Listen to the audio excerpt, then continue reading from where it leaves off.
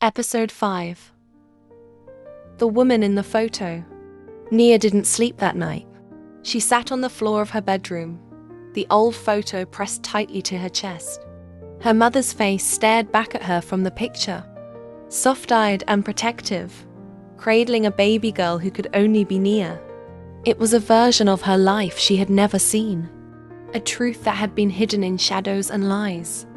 Adisua Daramola, a name that rang in her ears like a half-forgotten song. Morning. The sun crept through the curtains. Nia barely moved.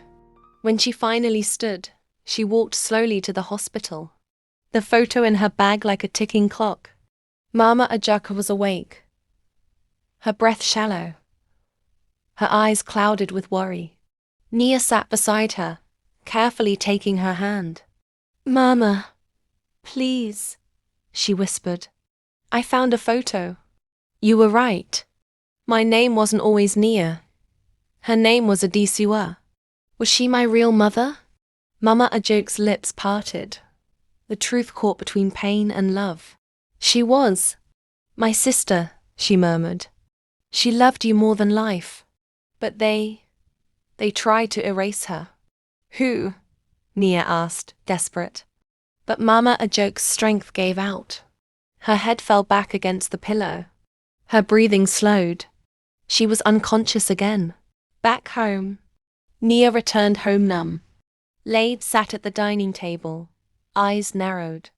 "You're still on this?" she asked. "You knew, didn't you?" Nia said. Lade stood, crossing her arms. "I knew Mama was hiding something. But I didn't ask questions because I didn't want the answers. She's not even my mother, Lade."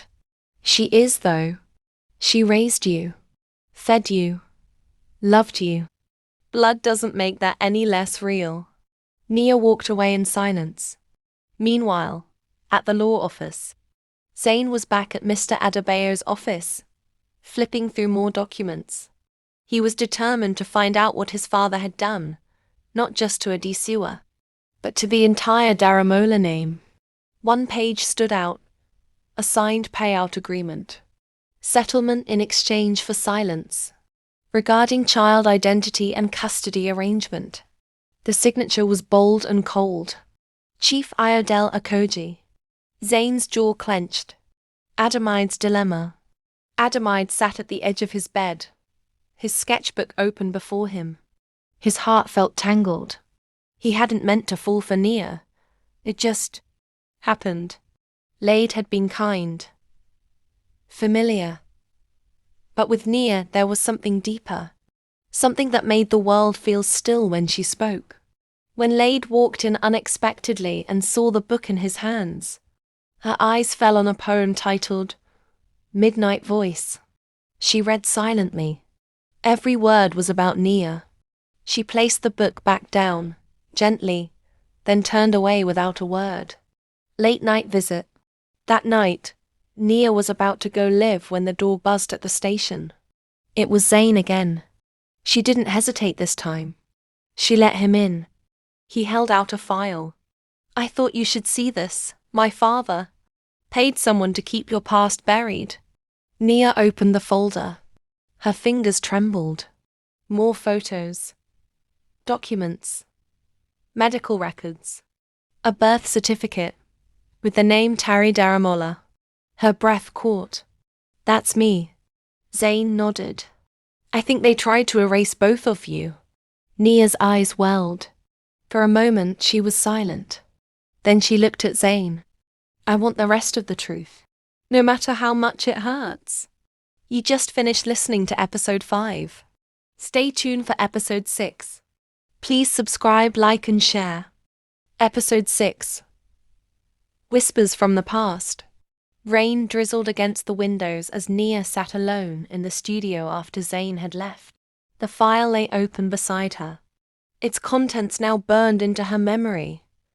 The name Tari Daramola, the face of a mother she never got to know, and the chilling signature of the man who had paid to silence it all. For the first time in her life, she felt like a ghost in her own story. At the hospital, Nia returned to the hospital the next morning.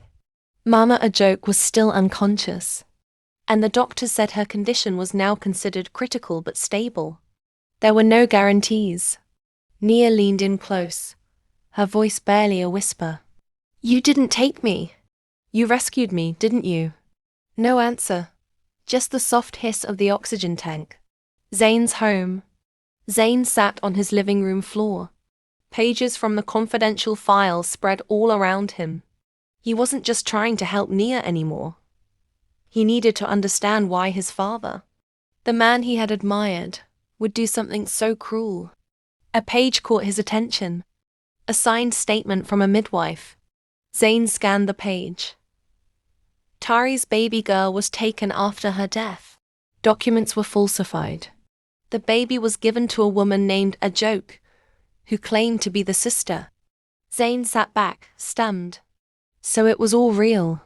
The theft, the cover-up, the lies. And his father was at the center. At the Daramola house, Lade sat silently at the dining table, staring at a cold cup of tea. Adamide arrived unannounced. His face was tired, the weight of guilt dragging at his voice. "I never meant to hurt you," he said. "But I think you already know. My heart's not where it should be." Lade didn't cry. She simply nodded, then said, "Go. Be with her." As Adamide walked out, the sound of his footsteps echoed like a farewell. Nia's apartment that night. Nia lit a single candle and placed the photo of Adisiwa in front of her. She sat quietly, as if waiting for her mother's spirit to fill the silence. Then she began to speak, not with anger, but with longing. "I wish I could have known you. I wish you'd had a chance to raise me. But I'll find the truth. I'll carry your name again."